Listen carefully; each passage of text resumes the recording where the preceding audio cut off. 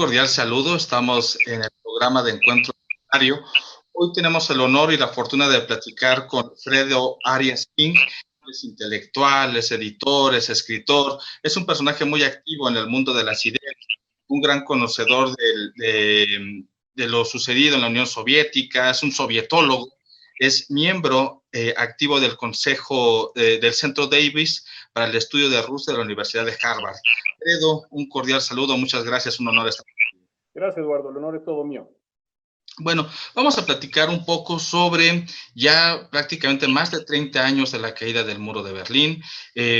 Vamos a acercarnos ya también a la caída, a conmemorar esta caída de la Unión Soviética. Pero antes de hablar de este tema, me gustaría contextualizar un poco. Tenemos un público todavía que es muy joven, muchos jóvenes actualmente ignoran y desconocen qué fue la Unión Soviética. Nos gustaría que nos platicaras un poco qué fue la Unión Soviética y en relación a qué. Generalmente entendemos o se entiende culturalmente que la Unión Soviética representa la cuna de los valores y los derechos del proletariado y de la sociedad en su sentido más amplio, pero no se encuentra la otra versión de la historia. ¿Qué nos comentas tú de qué fue la Unión Soviética? ¿Qué características tuvo? Bueno, pues yo no culpo a los jóvenes mexicanos o americanos o franceses que nunca tuvieron esa experiencia de no entender lo que era la Unión Soviética, porque los jóvenes, la nueva generación, los milenios de Rusia, de Uzbekistán, de Chequia, de Polonia, de Estonia, también tienen problemas en entender cómo esa cosa pudo haber existido, ¿no? O sea, no lo conceptualizan de una forma lógica porque nunca la vivieron. Pero la Unión Soviética, bueno, ¿cómo describirla en pocas palabras? Fue una amenaza existencial a la civilización de todo el mundo. Era hiperagresiva, es como una de esas enfermedades que matan. De hecho, una de mis definiciones favoritas de lo que era el comunismo, en pocas palabras, era cuando el gobierno le declara la guerra a su propio pueblo, ¿no? Entonces ahí vemos unas cifras horrorosas de lo que era el comunismo en práctica, no en teoría es muy bonito, ¿no? Pero en práctica mató unas 100 millones de gentes, de sus propias gentes, que es lo interesante, ¿no? Unas 40 y pico en China, millones. Es difícil saber cuántas en la Unión Soviética, no solo por la secrecía, sino porque hubo una guerra mundial horrorosa. Entonces, ¿cuántas murieron por la ocupación de los nazis, o temporal y la guerra y los sacrificios que tuvo que hacer el pueblo soviético? Y cuántas murieron por las hambrunas artificiales que organizó Stalin o las represiones, etcétera, ¿no? Entonces, ¿qué era la Unión Soviética? Pues era una cosa que definió mi generación, la de mis padres y aún la de mis abuelos. Y una cosa interesante es que aún, o sea, a los jóvenes les va a gustar esto, pero en la música de los 80s hay unas 30 canciones, hits, que tú reconoces instantáneamente, unas 30, que se tratan de este temor, de esta ansiedad, de esta impotencia que sentían los artistas sobre en cualquier momento los políticos, los mugres políticos de ambas potencias, Estados Unidos y Unión Soviética, van a destruir al mundo. 30 canciones, y muy bonitas, por cierto, ¿no? Pero reflejan la ansiedad de esa generación artísticamente hablando. ¿Sabes cuántas había en los 90s sobre la Guerra Fría y sobre esta ansiedad y sobre cero? Había una que básicamente declaró el fin a la Guerra Fría, una canción preciosa llamada Wind of Change de los Scorpions. De hecho, el año pasado, en noviembre, fuimos a ver a Gorbachev con Lech Walesa y los Scorpions. Los llevamos a Moscú y allí estuvimos en una fiesta muy bonita con todo este pequeño grupo de gente, incluyendo un expresidente de Alemania, que trajo un mensaje a Gorbachev de gratitud por los 30 años, o sea, noviembre fueron 30 años de la caída del muro de Berlín, que permitió Gorbachev. Entonces, lo mejor que produjo la Unión Soviética, inesperadamente, eso sí, agarró a todos los expertos por sorpresa. En mi comunidad de sovietología, yo creo que había 3 gentes en toda la historia que predijeron que esa cosa podía terminar pacíficamente, pero todos los demás hablaban de que se requeriría una guerra nuclear básicamente para destruir a la Unión Soviética. Y sin embargo, el comunismo, tan virulento que era y tan mesiánico y tan agresivo, terminó siendo abandonado masivamente por todos sus... Hoy en día no encuentras comunistas en Europa del Este, que es una paradoja, Encuentras algún nostalgia, etcétera. Hay partidos que se llaman comunistas, por ejemplo, en Rusia, pero ni ellos hablan de regresar al pasado. Así es la naturaleza del comunismo. Fue una especie de, como esas pandemias que la gripe española, etcétera, que acechan y matan millones y de repente desaparecen. Una cosa muy rara, muy especial. Los sovietólogos creo que no los vamos a entender por generaciones lo que pasó. Muchas gracias, Fredo. Algo que caracterizó al régimen socialista, el soviético, era la continua represión hacia la población, el control autoritario, justamente del modo que se debe de pensar y cómo se debe de pensar, las grandes persecuciones, la coerción a la libertad. Pero tengo una pregunta. ¿Por qué cayó este sistema? Finalmente, ¿qué es lo que detonó que este sistema colapsara y que desapareciera prácticamente? Nadie lo sabe. Yo una vez hice una lista de como de 40 explicaciones usuales, 40.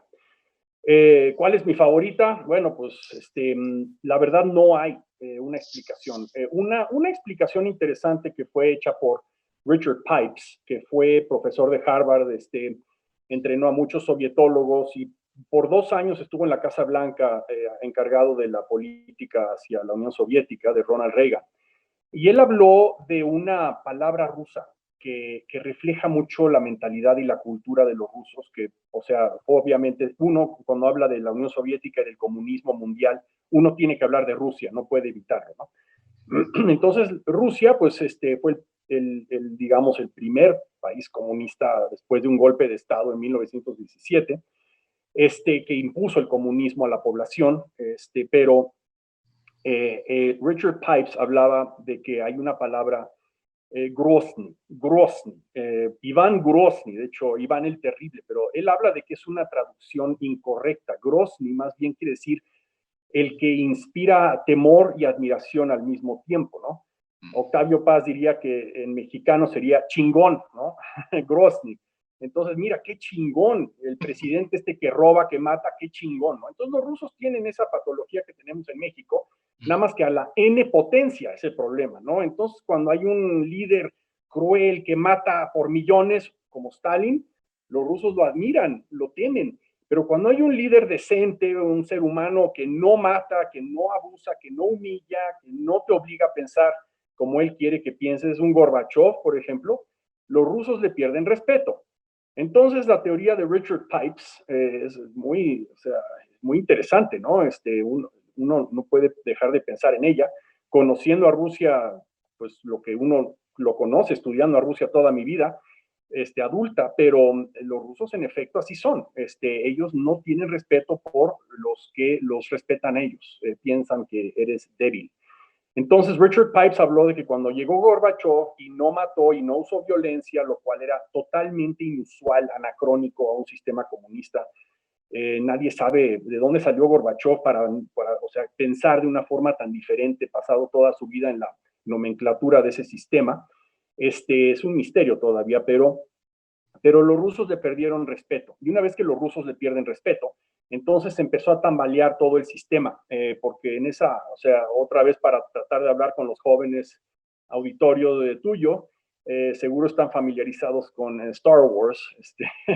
¿Por qué murió Darth Vader? Porque se convirtió al bien. Qué cosa, ¿no? Duró poco, porque lo único que podía mantener a Darth Vader vivo y al imperio intacto y creciendo y amenazando era la maldad, básicamente. Era el terror, las mentiras, esas superarmas que tenían. Y la Unión Soviética no era nada diferente. Gorbachev de repente decidió, desde un temprano, no sé, él llegó al poder hace 30 años, 35, perdón, en la primavera del 85, pero muy pronto empezó a criticar el sistema totalitario, que para entonces ya era autoritario, pero estancado, y él empezó a inyectar una bola de reformas que terminaron destruyendo al sistema, porque ese sistema necesitaba terror, necesitaba mentira y necesitaba una especie de cohesión total de las élites. Y Gorbachev hizo exactamente lo contrario, quitó el terror, quitó la mentira con el glasnost y empezó a organizar competencia entre las élites, al grado que en marzo del 89 había elecciones libres en la Unión Soviética para un nuevo superparlamento que en teoría, constitucionalmente, ya era más poderoso que el Partido Comunista, eso era el fin de todo. O sea, justo meses después empezaron a caer como dominós los satélites soviéticos de Europa Central, uno por uno, empezando con las elecciones en Polonia de junio 4 del 89 y después acabando en la ejecución de Nicolae Ceausescu en diciembre 25 de ese mismo año, todos como un dominó, ¡brum! En otra época eso hubiera desatado una tercera guerra mundial, pero en la Unión Soviética del 89, ¿sabes lo que provocó? Aplausos en el Parlamento. Cuando Gorbachev anunció, acaba de caer otro de esos dictadores más ligados con el régimen anterior, él se diferenciaba de Leonid Brezhnev, diciendo, pues yo represento cambio, yo represento democracia, y todos esos líderes de Europa Central que más bien le debían sus chambas a Leonid Brezhnev, cayó uno por uno y el Parlamento se ponía a aplaudir. Una cosa que yo nunca pensé que en mi vida iba a ver. Yo creo que ningún sovietólogo eso pudo haber predicho. Increíbles momentos. La Unión Soviética, te di un ejemplo, uno, pero hay 40. Otros hablan de que, bueno, la economía estaba tan estancada, ya se habían dado cuenta las élites que no funcionaba una economía centralmente planificada, pero eso es verdad de Cuba y de otros regímenes que no solo activamente defienden su modelo fracasado de economía comunizada, centralizada, cuando hay voluntad política. La cosa es que en la Unión Soviética se perdió la voluntad política de seguir defendiendo ese régimen. Una cosa increíble. Entonces, una puerta abierta para contrarrestar estos regímenes totalitarios es la vía institucional, la política, la buena política, recuperar esa salud que se pierde a lo largo de una tiranía. Eso es todo. O sea, ahora estamos hablando de lo que pasó después del 89, cuando cayeron estos regímenes. El problema es que nunca había habido un caso de un país comunista aplicando descomunización, cómo se transita. Había muchos intelectualuchos franceses, latinoamericanos, que hablaban de cómo comunizar a un país, ¿no? El típico barba de chivo que habla de cómo tomar una economía normal o medio enfermosa, como típica latinoamericana o no sé, y convertirla a un régimen cubano comunista, etcétera. Había muchos libros sobre eso en los 80s, 70s, 60s, pero no había un plan de cómo descomunizar a una economía, hasta que Estados Unidos invadió a Granada y derrocó un pequeño gobierno comunista ahí. Yo creo que los que diseñaron esa invasión, desde la Casa Blanca, un tal Constantin Menges, que era un gran intelectual a cargo de Latinoamérica para Ronald Reagan, él fue el que impulsó toda esa estrategia de invadir y derrocar al dictador suelo ahí, apoyado por cubanos. Y fue el primer ejemplo de un país comunista que se hizo no comunista. Pero nadie pensó que eso podía pasar en Europa del Este, en la Unión Soviética, por lo menos no en nuestras vidas, hasta que llegó el 89. Entonces ya aparecieron muchas teorías de cómo convertir a una economía totalmente quebrada, comunizada, etcétera, a una economía normal. Y ya había mucha concientización en Europa Central que algo no estaba funcionando por una razón muy simple. Por eso se habían tenido varias pequeñas revoluciones muy grandes. Hungría en los 50, Checoslovaquia en el 68, Alemania del Este, 2 o 3 revoluciones que tuvieron para deshacerse del sistema comunista, pero todas fueron aplastadas con tanques soviéticos, esencialmente. Había un malestar en Europa del Este por una razón muy simple, porque el problema, la tragedia de Rusia es que nunca hubo un Hong Kong ruso que demuestre que los rusos viviendo bajo otro sistema normal pueden prosperar, ¿me entiendes? ¿No? Eso es lo que inspiró a Deng Xiaoping en China a hacer grandes reformas, porque vio Hong Kong, vio Singapur, y en una plática famosa que tuvo con el dictador de Singapur, le dijo, oye, ¿por qué no liberalizas más China? Porque ve lo que los chinos podemos hacer cuando somos libres en una economía libre, normal, en el caso de Hong Kong, además, con un gobierno británico muy, muy honesto y muy propio, ¿no? O sea, el músculo emprendedor chino más el buen gobierno británico y Hong Kong, por eso es la perla de... y Deng Xiaoping dijo, sí, ¿verdad? ¿Por qué no hacemos otros 12 Hong Kongs aquí en China, ¿no? Y así es como nació Pudong en Shanghai, así es como nacieron estas grandes ciudades chinas que hoy ves. Yo conocí a China cuando era China, o sea, ¿me entiendes? Y no, nada que ver. Nunca hubo un Hong Kong ruso, pero sí hubieron varios ejemplos de gemelos idénticos antes del comunismo que tenían casi todos estos países comunistas. Estonia tenía Finlandia, Chequia, Checoslovaquia, tenía Austria, para ver Alemania del Este, obviamente Alemania de Occidente. Entonces, muchos de esos países veían, oye, pues estábamos igual a nuestro vecino antes del comunismo y ve lo jodido que estamos ahora y ve lo prósperos que están ellos, carajo, ¿no? Entonces, pues ya Europa Central ya estaba muy lista para una liberación desde hace mucho tiempo y había muchos liberales de closet, así se les puede llamar, ¿no? Gente que estaba dentro, ilegalmente, dentro de ciertos institutos económicos, diseñando ciertas políticas para el día que llegue una liberación. Pero la verdad es que no estaban ampliamente difundidos, solamente eso se supo después, ¿no? Incluyendo en la Unión Soviética, había algunos pensadores. Entonces, ¿qué hacer con una economía comunizada, muchas de ellas en la total bancarrota? Por ejemplo, Polonia, una inflación terrible, un desabasto en las tiendas, un caos total, y la respuesta es lo que nos ha mantenido ocupados ya 30 años estudiando pues lo que pasó en Europa del Este y por qué algunos de esos países cuadruplicaron su PIB per cápita, como Polonia, por ejemplo, y otros se mantuvieron totalmente estancados, prácticamente Ucrania y Moldova. Moldova es el país más pobre de Europa. Están básicamente igual a cuando se independizaron en el 91, curiosamente. Entonces, el PIB per cápita de esos dos países está igual de mal que cuando, y eso que Ucrania y Polonia estaban casi igual hace 30 años, y por qué Polonia cuadruplicó su PIB per cápita y Ucrania y Moldova están crónicamente losers, básicamente, a pesar de los cambios de gobierno, a pesar de las revoluciones que han tenido pacíficas, a pesar de 20 cosas, no, y simplemente no hacen ese breakthrough a la prosperidad, ¿no? Eso nos han mantenido muy ocupados a los sovietólogos con teorías de todo tipo, ¿no?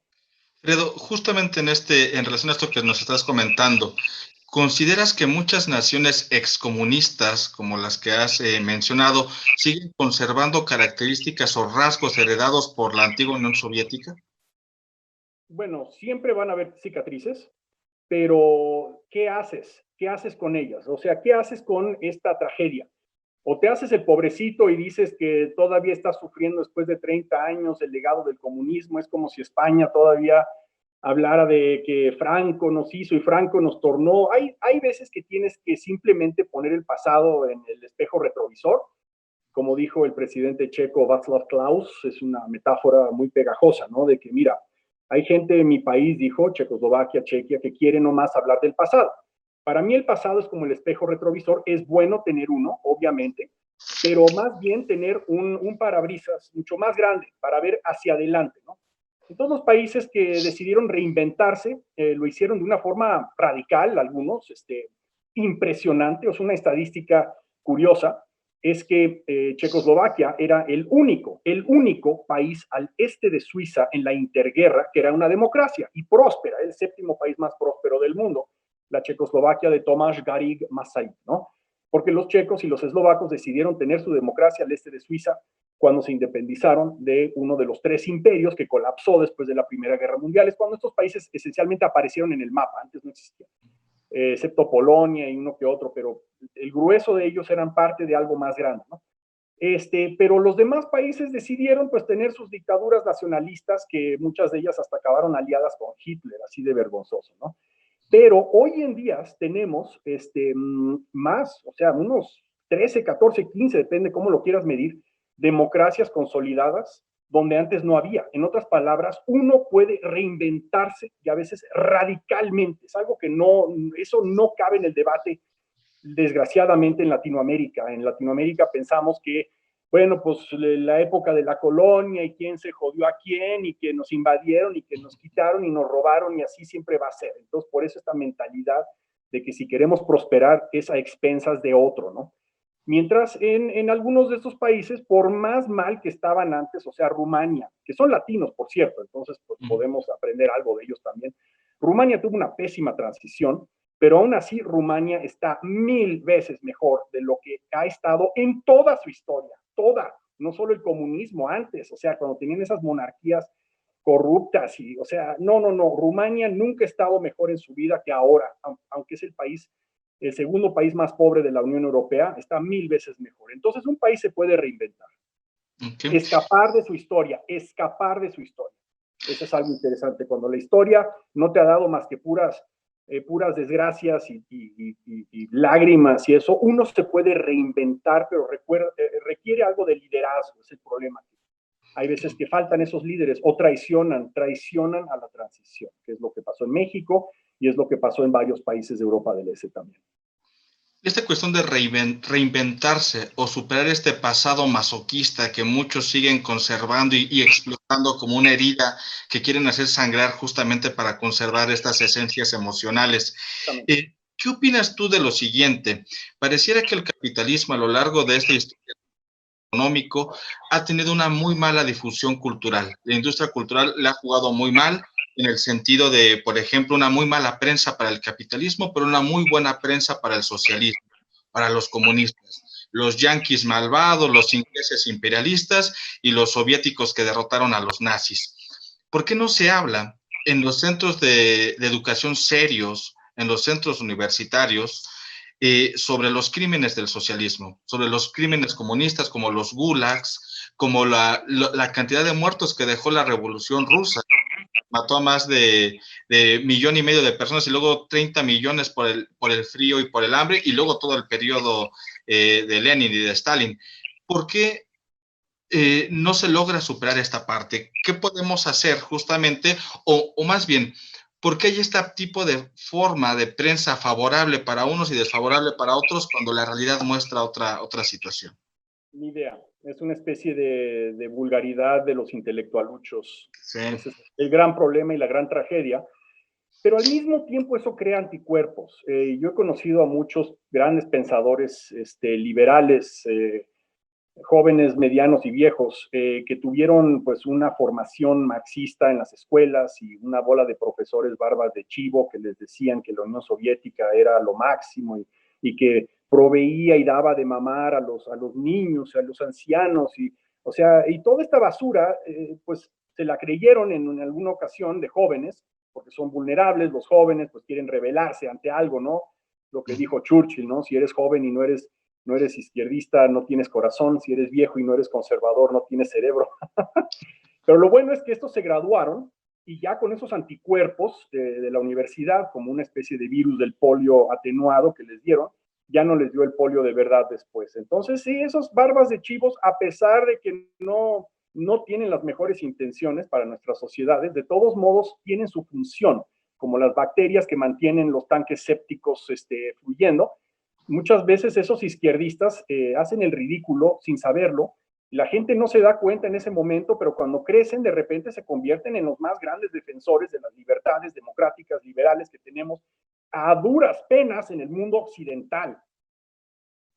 Muy cierto, Fredo. ¿Cómo interpretas la influencia que tuvo la Unión Soviética en México? Bueno, ahí mi gran colega Daniela Grolova, que creo que es la única otra sovietóloga aquí en México, de la Academia Internacional por lo menos, ella ha escrito varios libros sobre eso. Esa no es mi especialidad.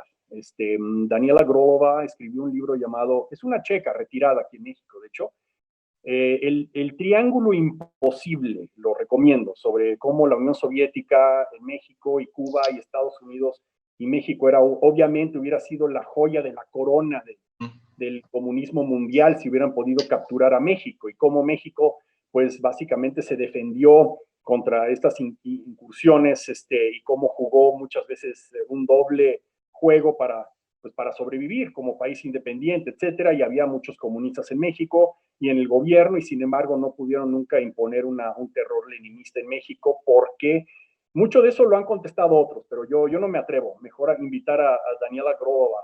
Lo único que recomiendo es esa película de Cantinflas, que creo que se acerca mucho a lo que hablaba Grova, que se llama su majestad, o su excelencia, más bien, su excelencia, ¿no?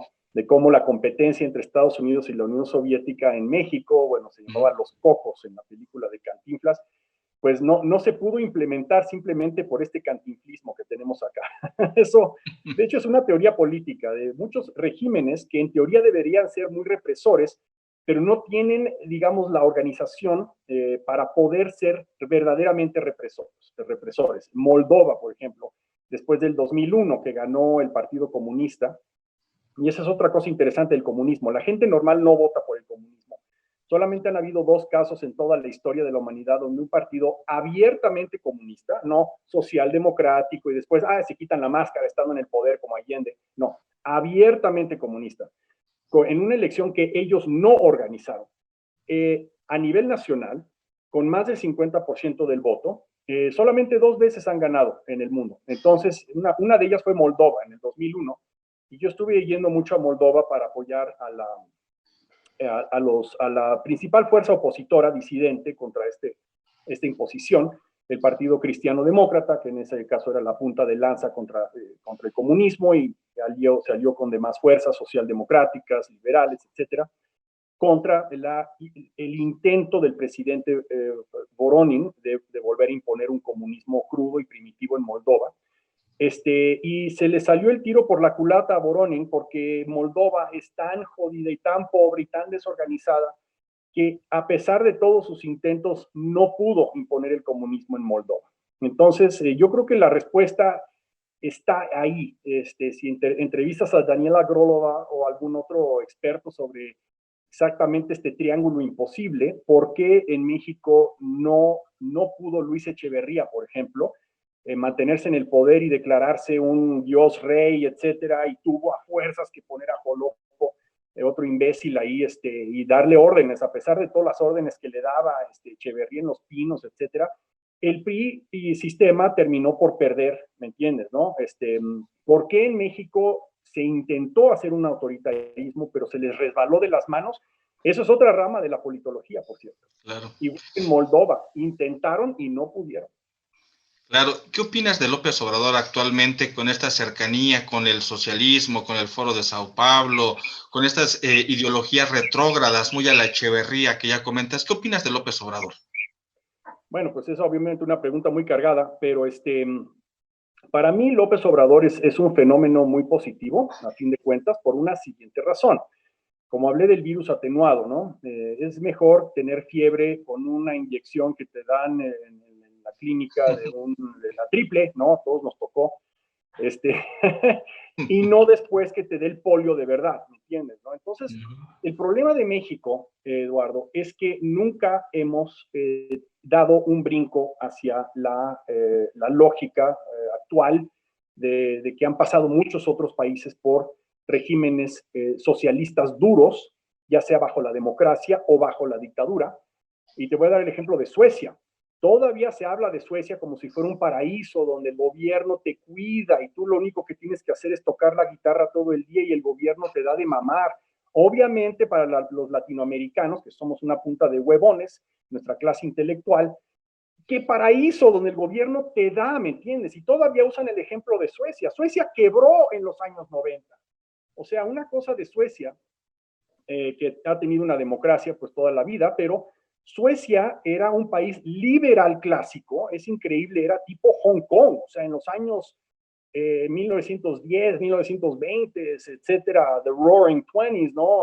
Suecia es cuando se desarrolló como un super país, pero bajo una etapa liberal, cuando el gobierno tenía algo así como el 13% del PIB, una cosa que parece insólita. Solamente después empezaron más y más a ahorcar a este modelo liberal y expandir el socialismo. Había una pareja llamada los famosos Myrdal, que eran los típicos socialistas, socialismo para todos, pero la miel del capitalismo para mí. Eran medio ricos y cada vez que se enfermaban se iban a las clínicas privadas, no las que ellos ayudaron a imponer a los demás suecos.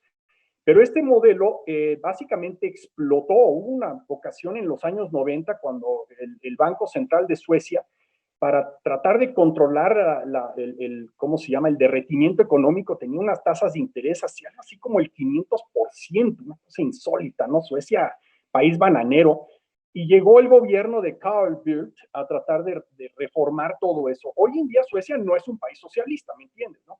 Entonces México nunca ha pasado por una crisis como pasó Suecia en los años 90 para darse cuenta que ese modelo no solo no funciona, eso es decir muy poco, ¿no? Sino que destruye vidas, o sea, destruye vidas en las dictaduras literalmente, pero en las democracias socialistas destruye vidas porque 20% de desempleo en España, 20% de desempleo en Italia, que son países socialistas estatistas que no han crecido a pesar de haber crecido en sus años de desarrollo con un modelo liberal clásico, Italia después de la Segunda Guerra Mundial con el famoso De Gasperi, o España en sus años de desarrollo, cuando se trajeron al gran pensador moderno del liberalismo clásico, el responsable del Wirtschaftswunder alemán después de la Segunda Guerra Mundial, el que fumaba una pipa, tú sabes a quién me refiero, Ludwig Erhard, el profesor Ludwig Erhard, que es un gran héroe del pensamiento liberal clásico.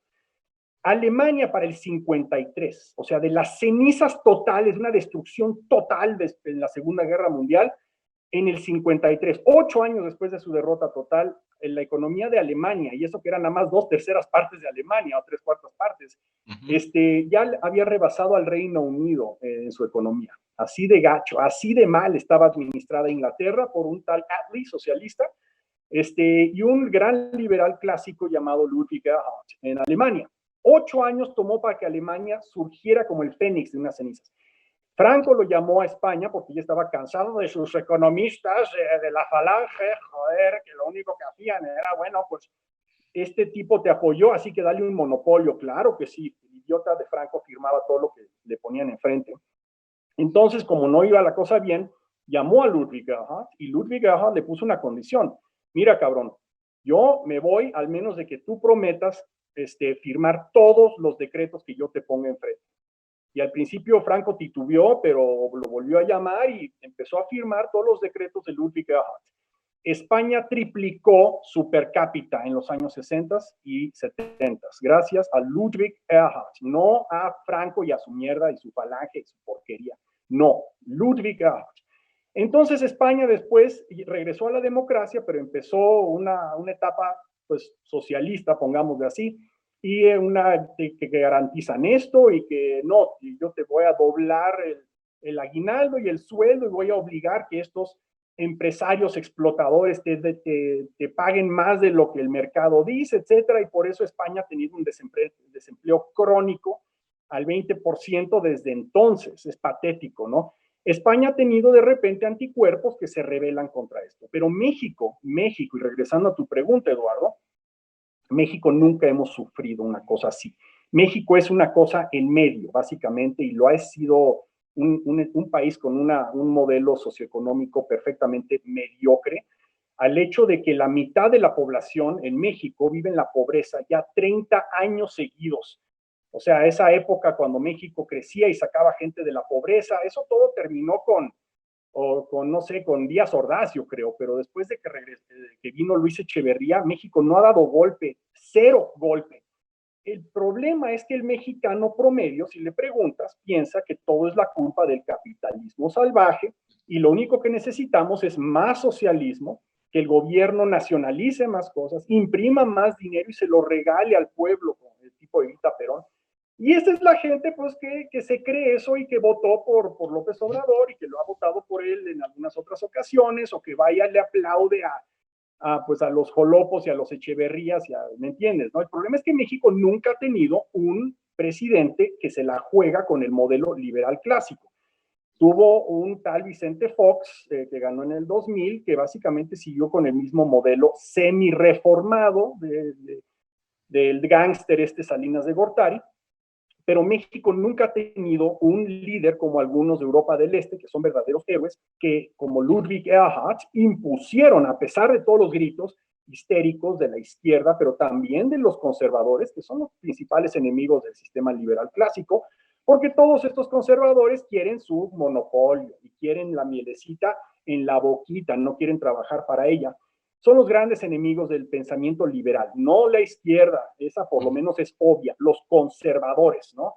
Y en México es básicamente una alianza asquerosa, cruel, sadomasoquista entre los conservadores y los izquierdistas estatistas, y tienen un modus vivendi aquí que ha pues condenado a millones a la pobreza. Es tú me dejas tener mis monopolios y yo te voy a dar en la boquita del presupuesto nacional para que te calles, izquierda. Y así tienen este modus. El problema es que nunca hubo un presidente mexicano que dijo, aquí vamos a romper con eso. No, nunca ha habido uno que se ha atrevido a decir eso.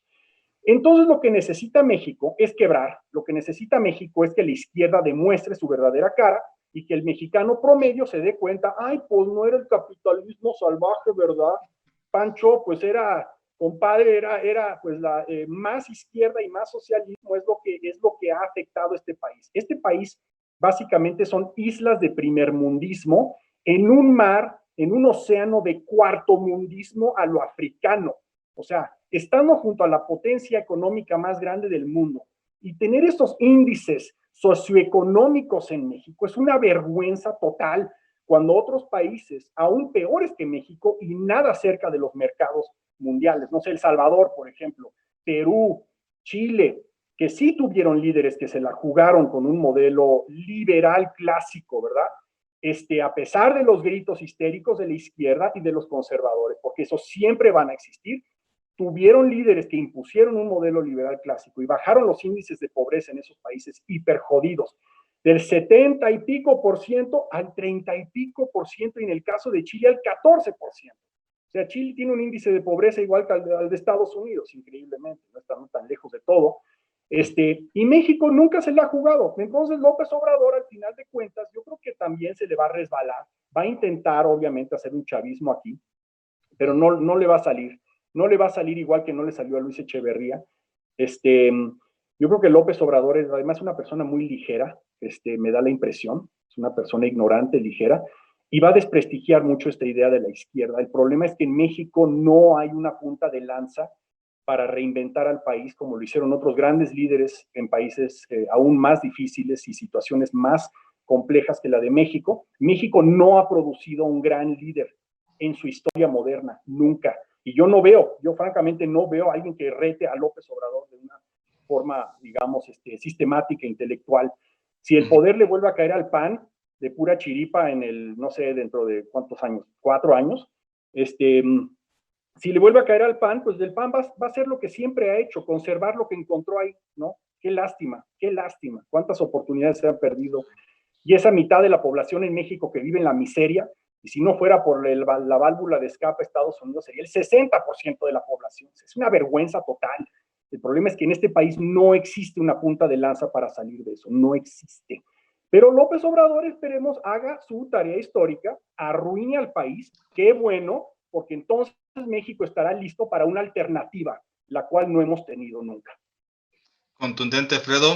Muy interesante esta respuesta. Pareciera entonces que hay elementos rescatables que podemos tener de este caos que estamos viviendo, que es inocular este veneno que ha estado en la historia del mexicano durante largo tiempo, que se llama izquierda, ¿no? O esta idea de izquierda que se ha perfilado en las últimas décadas. Sobre esto que comentas, en México todavía no hay un líder. Las circunstancias todavía no permiten que surja un líder, una cúpula de intelectuales, de políticos con ideas que se puedan aplicar en nuestro entorno, en nuestra situación. Quizás el desafío que se nos presentará en los siguientes años. Pero me gustaría preguntarte sobre algunos de estos líderes que sí existieron en Europa del Este, líderes que seguramente también tú llegaste a tener esta cercanía. ¿Nos podrías comentar algunos de estos grandes personajes? Claro, los héroes, y algunos héroes trágicos, pero otros héroes que sí se les hizo. Casi todos son como de la mitología griega, tienen tantas lecciones que enseñarnos relevantes.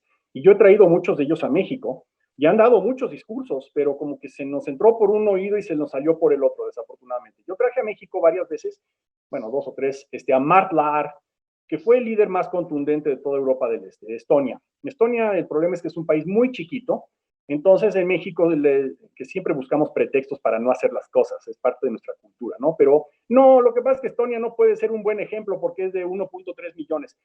Pero bueno, hay países grandes como Polonia, que son mucho más relevantes, tienen 38 millones de gentes, y ellos son los que cuadruplicaron también su per cápita. A mí me gusta mucho usar Estonia, pero en México eso no pifa. Entonces hablemos de Polonia. ¿Por qué? Porque Polonia es católica, también es trágica, es emocionalmente los mexicanos adoramos a Polonia por el Papa Juan Pablo II. Entonces, y Lech Walesa es un gran héroe aquí. Entonces hablemos de Polonia. En Polonia, pues trajimos a Lech Walesa el año pasado, aquí Víctor fue a verlo, nuestro amigo de México Libertario. y pues dio varios foros, etcétera. Una cosa rara es que nadie en Estados Unidos tampoco estaban organizándole pues un tour después de 30 años de la gran victoria de derrumbar el comunismo pacíficamente en Europa del Este, bueno, empezando por Polonia, después los dominó se encargaron de lo demás.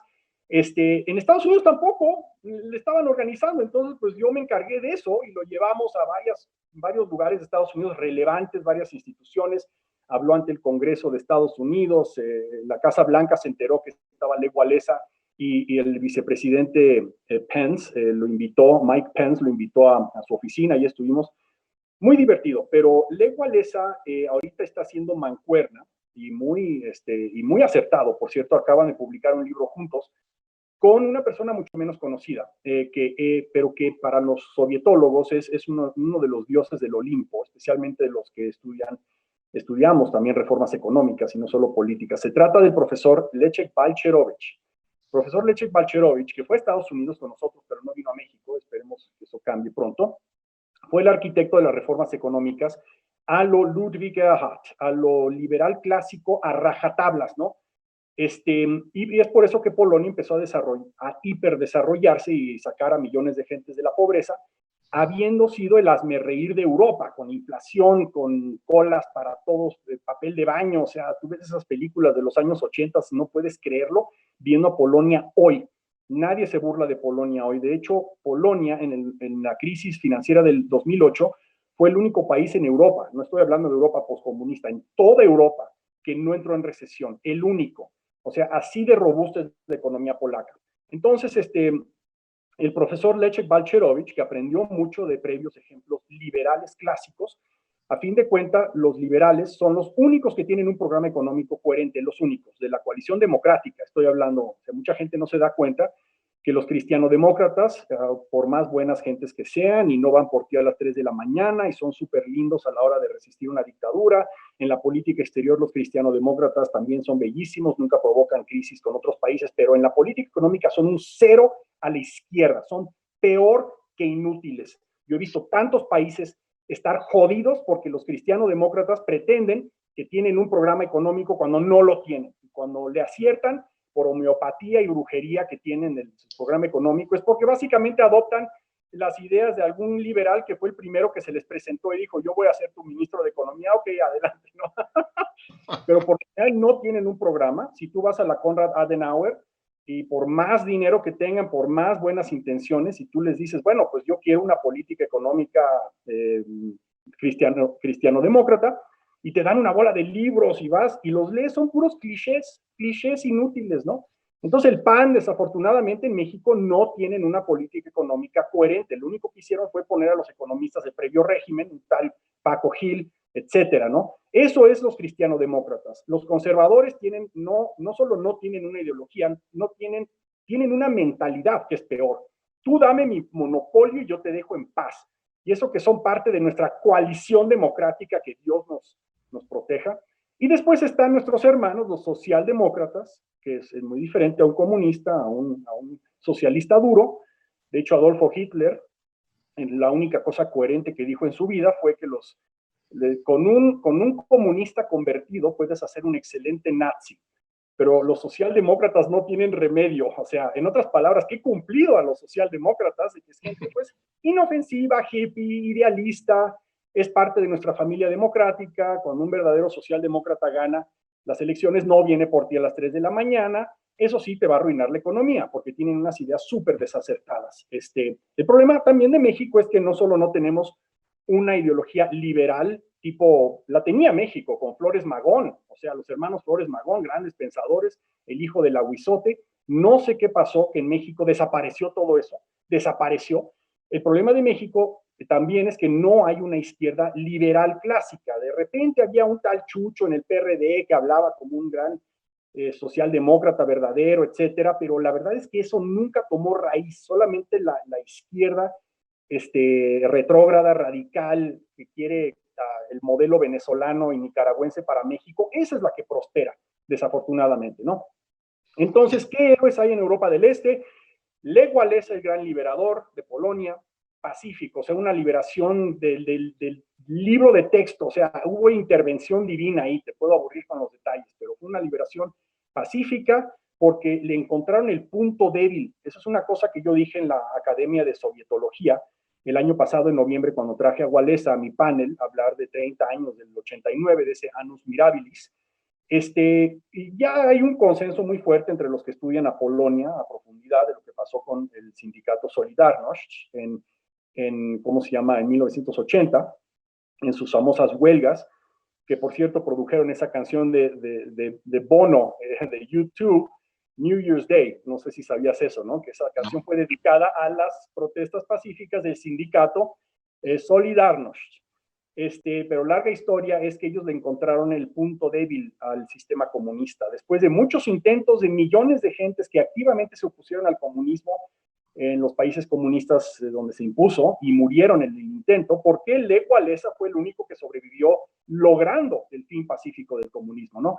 Pero fue una liberación de sueño. Pero el profesor Leszek Balcerowicz fue el que trajo la intelectualidad y la disciplina y la teoría y la práctica como ministro, primer ministro y ministro de Finanzas de la Polonia libre ya del gobierno de Tadeusz Mazowiecki, primer ministro. Entonces adoptaron unas medidas liberales clásicas en Polonia, bastante radicales, a pesar de los chillidos de todo el mundo, se impusieron, y gracias a eso Polonia cuadruplicó su per cápita, ¿no? Y ahora ni siquiera la izquierda en Polonia se atreve a hablar en contra de esa reforma, que es lo interesante. Una lección muy importante que la gente como que no sabe, es que cuanto más radicales son los liberales y demócratas que llegaron al poder después del comunismo, cuanto más radicales son con sus reformas, tanto políticas como económicas, más civilizan a la izquierda. Esa es una paradoja, ¿no? La izquierda es muy oportunista y muy cínica, es como una bacteria. Cuando hay un cuerpo débil, patético, que no hace ejercicio y come porquerías, esa bacteria se apodera de ti y te mata. Pero cuando el cuerpo es sano, es atlético más o menos, o sea, no comes porquerías, comes tu brócoli, te cuidas, etcétera, te vas a dormir una hora normal, no te emborrachas, esa bacteria te afecta, pero menos, ¿me entiendes? Tienes más defensas. Entonces, un país sano, como la Polonia, de Balcerowicz y de Wałęsa y de Mazowiecki y de varios otros héroes que reformaron ese país jodidísimo, era uno de los países más jodidos económica y políticamente hablando, aún dentro del bloque había Checoslovaquia, por ejemplo, era Suiza en comparación con manejaron los comunistas hasta Polonia. En esos cuerpos ya la izquierda retrógrada no tiene verbo. Le drenaron el pantano, le drenaron el pantano. El problema de mantener un cuerpo poco sano como México, aún con la disque democratización en el 2000, bueno, el 97 que perdieron el Congreso, el partido único, culminando con la presidencia en el 2000, este país nunca fue reformado, nunca fue reformado. Estamos viviendo en el PRI-sistema. Entonces, la tragedia de México, para regresar, es que no tenemos un Leszek Balcerowicz. Tuvimos más o menos una liberación, más o menos en una elección en el 2000, pero la verdad es que nunca nos liberamos del PRI-sistema porque nunca hubo la voluntad. Contundente, Fredo. En relación a esto mismo, hablabas sobre las transiciones radicales que se dan en algunos países pertenecientes a la antigua Unión Soviética. Podemos hablar de Lituania, de Estonia, de Polonia, pero también hay otros casos de países que les ha costado un poquito más trabajo, ¿no? No sé, podría ser República Checa o quizás hasta la misma Rusia en cuanto al autoritarismo que puede representar en muchos aspectos Vladimir Putin. ¿Tú consideras entonces que los cambios económicos acelerados y radicales también favorecen a la institucionalidad de estas nuevas naciones? Totalmente. De hecho, uno puede dividir a los 30 ejemplos. O sea, increíble, ¿no? Son 30 países que estudiamos en la sovietología. Obviamente China, Vietnam, es otro mundo. Pero de los que eran parte del bloque soviético, más Yugoslavia y Albania, que técnicamente no eran parte del bloque soviético, pero también están incluidos en esta canasta de 30 países. Obviamente tienes una N poderosa para hacer inferencias científicas, como si tuvieras, no sé, una medicina y estuvieras, y bueno, le funcionó a este paciente muy bien, pero bueno, si ya le funciona a 30 pacientes, entonces ya tienes un experimento científico, ¿no? 30 países se pueden dividir básicamente entre los éxitos y los fracasos, y muchos en medio, con sí, con sa, que bueno, en tres grupos, ¿no? ¿Qué es lo que definió a los éxitos contundentes de los demás? Al grado, son tan exitosos que Estonia ya rebasó a Grecia y creo que a Portugal en su per cápita. ¿Cuál es el pretexto de Grecia y de Portugal, que han sido pésimamente gobernados, pero por ellos mismos en la democracia? ¿Qué pretexto tienen, no? Siempre han sido independientes desde, ¿verdad?, de dictaduras y de lo demás. En sus transiciones a la democracia fueron hace 1000 años en comparación. Y sin embargo, Estonia, siendo parte de la Unión Soviética y teniendo pues una imposición total, haber perdido una cuarta parte de su población a la represión y al gulag, aún así Estonia se reinventó como un país ganador, chiquito pero picoso. De hecho, el mejor libro, el único libro de transiciones que tú necesitas leer, si alguien quiere leer libros de transiciones, en vez de todos los, bueno, yo escribí uno, pero no me voy a autopromover, es uno de Mart Laar, el primer ministro, el arquitecto de este milagro estonio, que se llama, hay dos, The Little Country That Could, el pequeño país que pudo, pero ese ya está totalmente fuera de circulación. Hay otro que es, que fue publicado también electrónicamente, entonces mucho más fácil de leer, que se llama The Power of Freedom, el poder de la libertad, The Power of Freedom, de Mart Laar. Lo chistoso es que Mart Laar, cuando se hizo primer ministro de Estonia, dice que había leído solamente 2 libros de economía. Uno de Milton Friedman, llamado Free to Choose, y el otro, la Biblia. No sé qué lecciones le sacó a la Biblia, pero wow, hizo una super transición en Estonia. Estonia siendo una contundente éxito, mucho más exitoso que los demás por una simple y sencilla razón. Porque tuvieron a Mart Laar, y dos, porque Mart Laar aprendió de muchos de los errores y desaciertos de las transiciones anteriores, que vinieron 2 años antes. O sea, tú sabes, en el 89 es cuando se liberó Polonia, Checoslovaquia, Alemania del Este, Bulgaria, Rumania, etcétera, pero se tardaron 2 años más en liberarse los países bálticos de la Unión Soviética y tener un programa de nación, ¿no? Entonces él pudo aprender de los errores y los aciertos de los demás. Seguro recibió a muchas delegaciones de esos países y que le dijeron, oye, ten cuidado con esto, y haz esto más rápido, haz esto más lento, haz esto. Y así Mart Laar hizo un paquete perfecto de reformas, The Power of Freedom, y ahí habla de muchas de ellas, ¿no? En una forma práctica. Entonces, los países exitosos, yo diría, desde un principio, ya desde hace 30 años, sin titubeos, hay otros que fueron fracasos hasta que fueron exitosos porque tuvieron un cambio de liderazgo, ¿no? Son esencialmente 7. Chequia, yo no diría Checoslovaquia, porque la parte eslovaca acabó básicamente con un gángster llamado Vladimir Mečiar. Así que los checos, de Václav Havel, Polonia, Estonia, Alemania del Este es un caso muy raro, porque básicamente se la comió Alemania de Occidente, así que como que no cuenta. Hungría y Eslovenia y otros pocos, son 7 esencialmente. Después, los fracasos que tú mencionas, que son contundentes y han sido fracasos sin interrupción, básicamente, a pesar del progreso relativo que han hecho, pero fracasos. No sé, Uzbekistán, ponle tú, obviamente, Turkmenistán. Yo diría que Rusia es un fracaso. Yo diría que Ucrania es un fracaso. Moldova definitivamente es un fracaso. Moldova, te digo, está igual de pobre y de jodida de cuando se independizó en el 91 de la Unión Soviética. ¿Qué es el factor principal, Eduardo? Y eso tatúatelo acá, tatúa que tu auditorio, si recuerdan una sola cosa de toda este berrinche que estamos haciendo aquí. Es la lección principal. Los sovietólogos la llamamos la ley del hierro de transiciones, la ley de hierro. Hay un factor, uno, que determina si tuviste éxito en tu transición o fracaso en tu transición. ¿Cuál es ese? Adivina. No, no sé, no sé. Es tan obvio, pero que posiblemente piensas que te estoy haciendo un truco, pero no, es tan obvio, tan obvio. No sé, las libertades individuales, la vida sana de la política. Sí, pero eso es un efecto secundario. ¿Cuál es el efecto primario? No lo sé, Eso Fredo, no juegas conmigo. la causa raíz. ¿Cómo? ¿Cuál es la causa raíz? Porque tú me mencionaste unos síntomas, positivos, pero síntomas. Pues la causa raíz que podrá ser, no sé, la realidad. Te voy a decir, hay una regla de hierro en las transiciones y es la siguiente.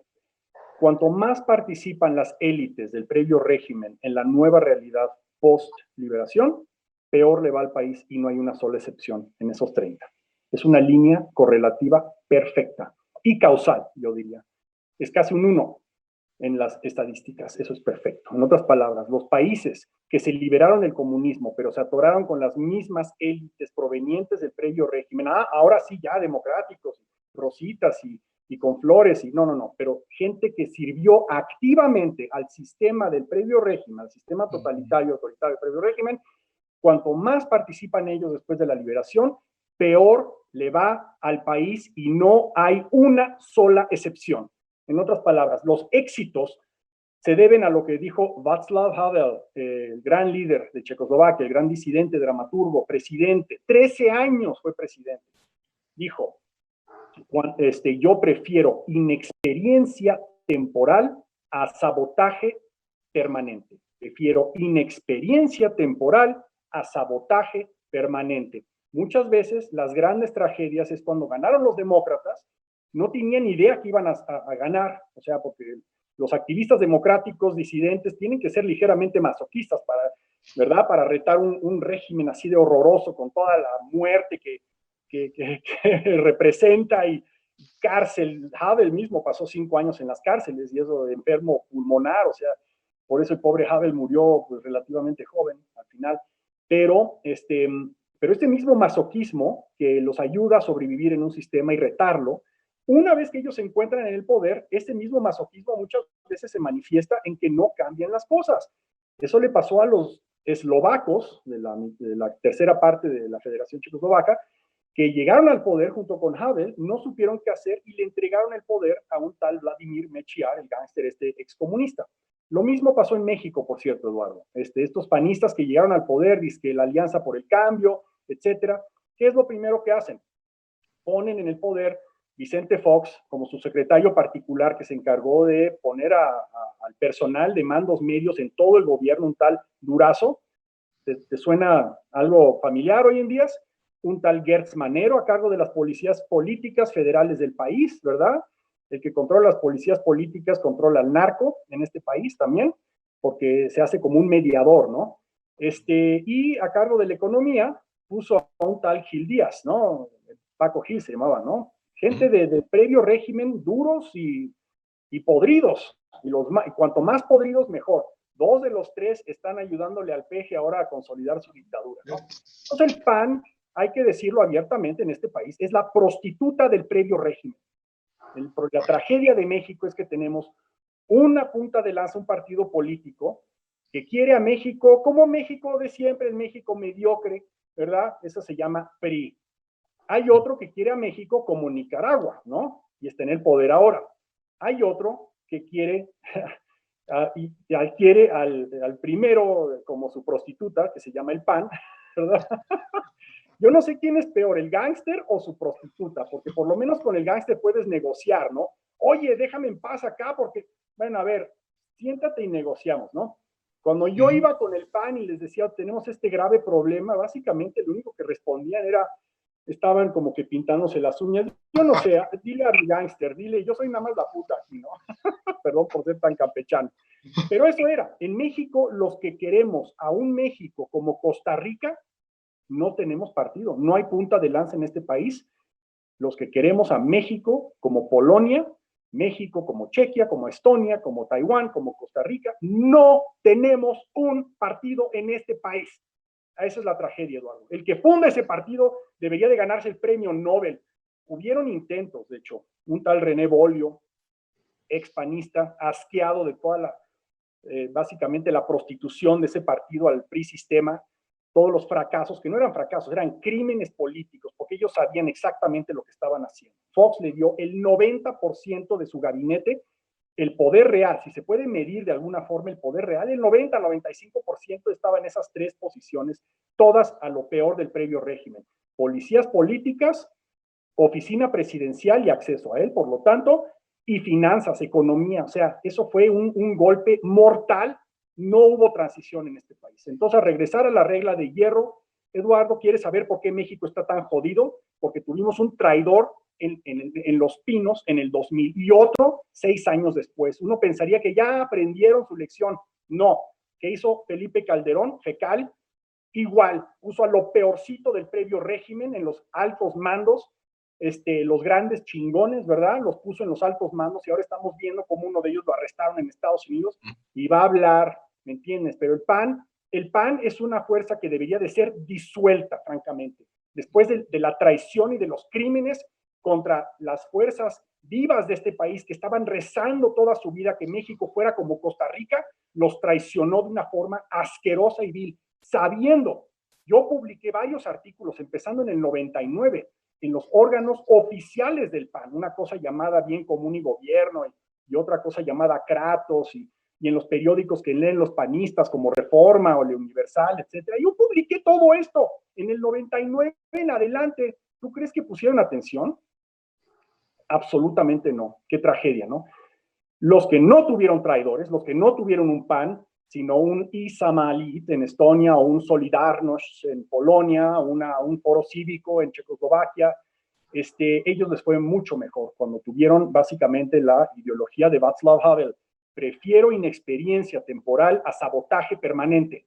Él quitó a todos los ministros del gobierno anterior, no puso a ministros que habían servido en el previo régimen, puso a gente que a veces hasta conocía en la cárcel, otros disidentes como Jan Rumo, nuestro gran amigo Jan Rumo, gran amigo del Instituto Kasla, que ha dado muchas pláticas a jóvenes latinoamericanos activistas en Chequia de cómo hacer que iban a Chequia, a nuestra conferencia, a hacer una transición ideal, etcétera. Honza Rumo, Jan Rumo, fue su ministro del Interior y fue el primer acto de Václav Havel, de hecho, fue desmantelar a la policía política del previo régimen.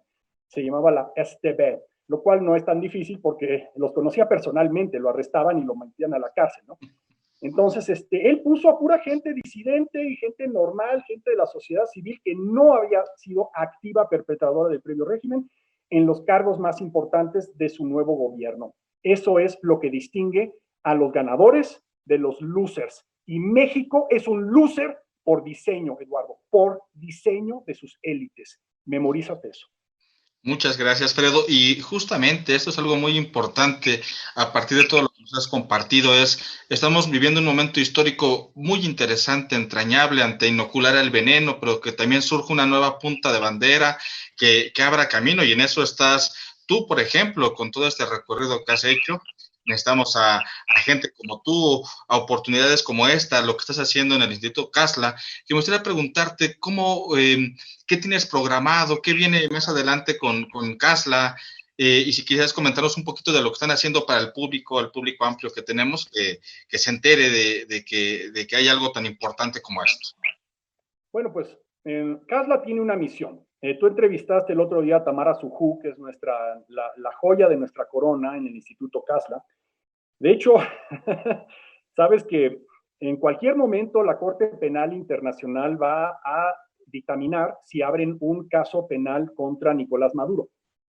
¿Y quién es el que promovió todo eso? Tamara Sujú, a nombre del Instituto Kasla, basado en Praga. Tamara Sujú, ¿cómo se llama?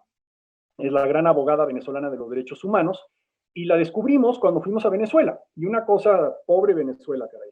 Si tú piensas que las élites mexicanas están podridas, ve a hablar con las élites democráticas de Venezuela, que reemplazó Hugo Chávez. Y hablando con ellas uno se da cuenta por qué Hugo Chávez llegó al poder y por qué se quedó ahí tanto tiempo, ¿no? Es lo más absurdo que hay. O sea, básicamente fuimos como el Instituto Kasla. Esto fue en el 2008, 2009. De hecho, cuando eligieron a Barack Obama como presidente, yo estaba en Venezuela. Entonces, ya podemos recordar cuándo fue eso. 2008, 2009, ya llovió. Y viéndonos con varios opositores al régimen, etcétera, sociedad civil, y nos impresionó mucho Tamara, pero muy pocos de los demás. Los demás básicamente era, pues ya sabes, ¿no? El venezolano típico rico de que, bueno, pues yo quiero regresar a mi monopolio, a mí no me importa lo que pase, yo regreso a mi monopolio. Antes era muy dulce porque no dividíamos el dinero de petróleo, ¿verdad? Y dices, ay, híjole, con razón está Hugo Chávez en el poder. Yo, si fuera un venezolano normal en las favelas esas, yo también voto por Hugo Chávez en esos casos, ¿no? Pero hemos estado activos en Latinoamérica. Básicamente el Instituto Kasla se trata de una cosa y solo una. Es compartir las lecciones de Europa del Este y de sus éxitos y fracasos después de sus liberaciones y en sus transiciones, con las fuerzas vivas de Latinoamérica. Tenemos pues varios programas y uno de ellos es el programa juvenil, que es muy divertido. Básicamente traes a jóvenes principalmente de las dictaduras, o sea, de Nicaragua, de entonces Bolivia, entonces Ecuador, de Cuba, de Venezuela, y que son activistas democráticos, y básicamente pues los pones en un cuarto y tienes gente de todo tipo, pero principalmente checos, ¿no? Hablando sobre las transiciones, sobre lecciones de cómo resistir una dictadura, todo eso, ¿no? Y yo obviamente les doy una cátedra horrorosa de 5 horas, eso sí, les traigo dulces mexicanos para que no se duerman, sobre las lecciones de lo que pasa después, porque una de las grandes tragedias, Eduardo, es cuando la gente lucha por liberar al país y nunca piensa qué van a hacer cuando lleguen al poder. Llegan al poder y empiezan a improvisar de una forma estúpida, no dándose cuenta que esos meses después de la liberación son decisivos y lo que hagan va a tener una especie de atoramiento del cual ya no se van a poder escapar, aunque quieran, ¿verdad? Entonces hay que aprovechar esa ventana de oportunidad. Y yo por eso les doy una presentación que tiene como 500 diapositivas, 5 horas, pero se entretienen, porque muchas veces la primera vez que han oído, pues, qué pasa después de que ellos tienen el poder en sus manos, las lecciones, ¿no? Entonces el Instituto CASLA, relevante a México, pues no hemos hecho gran cosa, a decir verdad, pero teníamos planeado a fines de este año, pero se va a tener que posponer obviamente por el COVID, traer a Lech Walesa una vez más a México, y al profesor Leszek Balcerowicz, porque ahora te digo, andan haciendo mancuerna. Wałęsa habla sobre la liberación y Balcerowicz habla sobre lo que viene después y las reformas económicas, que son las que de veras sacan a gente por el millón de la pobreza, y para que la gente no se vaya con las quimeras y los cantos de sirena de otros, tener una base sólida, intelectual, por si México algún día se llega a liberar una vez más. Entonces, la elección de Wałęsa puede ser relevante para México. ¿Qué pasa si López Obrador se declara un presidente de por vida? Entonces, lo que nos va a enseñar Wałęsa va a ser muy relevante otra vez en México, ya cuando pensábamos que nos habíamos liberado. Yo predije en la revista Entorno, que es de la Coparmex, en el 2003, que México iba a recaer en su dictadura, porque esa es la ley de hierro. Cuando los demócratas no hacen las reformas correctamente, regresa el viejo régimen. Y López Obrador es básicamente una mezcla entre Venezuela y Echeverría López Portillo, básicamente, ¿no? Es de lo peor del pasado mexicano. Y además con injerencia extranjera, por lo menos Jolopo no creo que recibía órdenes de La Habana, que supiéramos, ¿verdad? Algunas sí, otras no, pero este tipo sí es parte de un movimiento que lo que quiere es sofocar nuestras pocas libertades. Qué lástima, ¿no? Y los demócratas, pues no hemos organizado un foro de Sao Paulo, por lo menos no tan formidable como el foro de Sao Paulo, porque las élites depredadoras necesitan solidaridad. Y las élites de estas de izquierda son, por definición, depredadoras. Entonces, para ellos la solidaridad es esencial. La propaganda es esencial. Sí. Cuando se les acabe la solidaridad y la propaganda, se acaba la izquierda esta ¿verdad? Antidemocrática. Pero los demócratas, la gente normal no se organiza al mismo grado, desafortunadamente, y no tiene la misma propaganda. Pero en CASLA estamos tratando de hacerlo con las mejores lecciones de Europa del Este. Y lo que para los demás países hemos sido mucho más activos. No te voy a aburrir con todas las actividades en Bolivia y en Ecuador, fueron muy interesantes, han habido grandes proyectos ahí. Venezuela, lo mejor que nos pudo haber ocurrido es haber sacado a Tamara Sujú de ahí. Carlos González Haniel, por cierto, los que somos parte de CASLA somos latinoamericanos, pero de origen checo. Entonces, Carlos González, que es chileno, pero de origen checo, él fundó a CASLA y él fue el que tuvo la idea de ir a Venezuela y encontrar a alguien, una superestrella ahí, y eventualmente él le consiguió asilo político en la República Checa. Y hablaba del ministro disidente que puso Václav Havel para disolver la policía política, se llama Jan Rumo. Pues él es abogado por entrenamiento y él fue el que le hizo los papeles a Tamara para, de verdad, conseguirle. Somos una pequeña familia, a fin de cuentas, todos estamos conectados. Entonces, pero para México queremos traer a Wałęsa y a Leszek Balcerowicz para que pues den el mensaje para resistir una dictadura, un país en vías de hacerse una dictadura como México, cómo derrocar a esa dictadura pacíficamente eventualmente, como hizo Wałęsa, el maestro de las liberaciones pacíficas, y y el profesor Leszek Balcerowicz, que nos va a hacer entender muy bien lo que es una economía liberal, clásica, radical, que es lo que es la medicina que desesperadamente necesitan los países pobres y jodidos especialmente, y un país como México que nunca ha tenido. Entonces, posiblemente inyectar esa idea liberal otra vez desde los Flores Magón, que no ha existido en este país, una idea liberal clásica, es la única oportunidad que tiene México de reformarse y sacar a millones de gentes de la pobreza y la miseria en las que se encuentran a niveles africanos, ¿no? Pero parte del Instituto Kasla, de hecho el presidente de nuestro consejo, es otro Leszek Balcerowicz, que fue el ministro de Finanzas de Chequia, que se llama Iván Pilip. Iván Pilip, lo bueno es que él habla cristiano fluido, o sea, estudió en la Complutense de Madrid, ¿verdad? Entonces él habla un español, un castellano precioso, y él, pues, usualmente cuando hablamos de reformas económicas, él nos acompaña, y obviamente él es el que toma el escenario para hablar sobre estas cosas.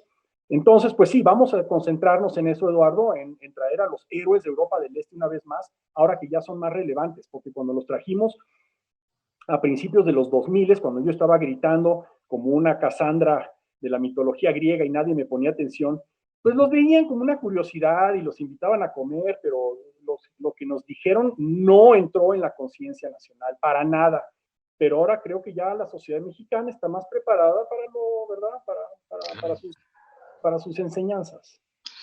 Alfredo, pues muy admirable toda esta labor que haces, realmente admirable, y ojalá que aquí en México te veamos pronto, que podamos hacer algo juntos con México Libertario y justamente difundir todo esto que es sumamente importante por los momentos históricos que estamos viviendo. El tiempo se nos ha pasado rapidísimo. No sé si quisieras agregar algún comentario final de esta elocuente charla que nos has compartido.